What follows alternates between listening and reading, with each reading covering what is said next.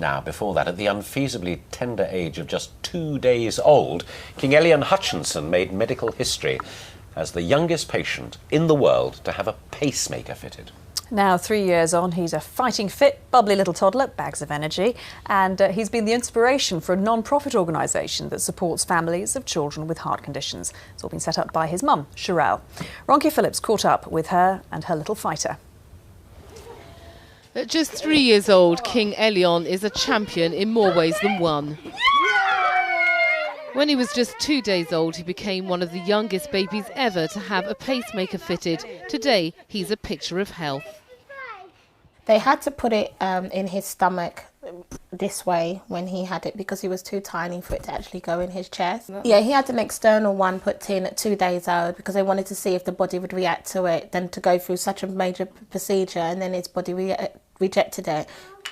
King spent several weeks recovering from the major operation, and for a while his parents weren't sure if he would even survive. There was never a day that we never fought, because they did say that to you, you know, even though he's had the operation, it's still touch and go. Sometimes it still brings tears to my eyes because you just can't believe this is what your son's, you know, what your child's gone through, for anybody really. These days, King is as energetic as any other 3-year-old. In fact, watching him play with his brothers and sister, it's hard to believe he was ever so ill. We thought King was going to be a bit slow because of all what he's been through, the operations and stuff and medication. But King is very, like you said, any other normal 3.5-year-old. He's very advanced. He's you know, he can do a lot for himself already.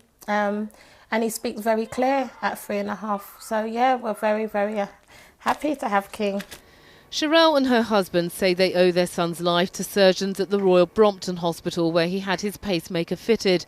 And they're so grateful they've now set up a charity to support other parents in similar situations. You know, the Elyons Heart Foundation is set up because of Elyon, but it's not for Elyon. It's for children with heart disease and their families, to offer the support and you know, advice and information that we can give, and directing them in the right direction, and to you know, show that they don't need to go through it alone, because it is a very hard and troubling time. But we are very lucky to have King around, and we just really are thankful for the Royal Brompton and Dr. Dill and her team. Ronke Phillips, London Tonight, Enfield. Little beauty. Yeah. Now then.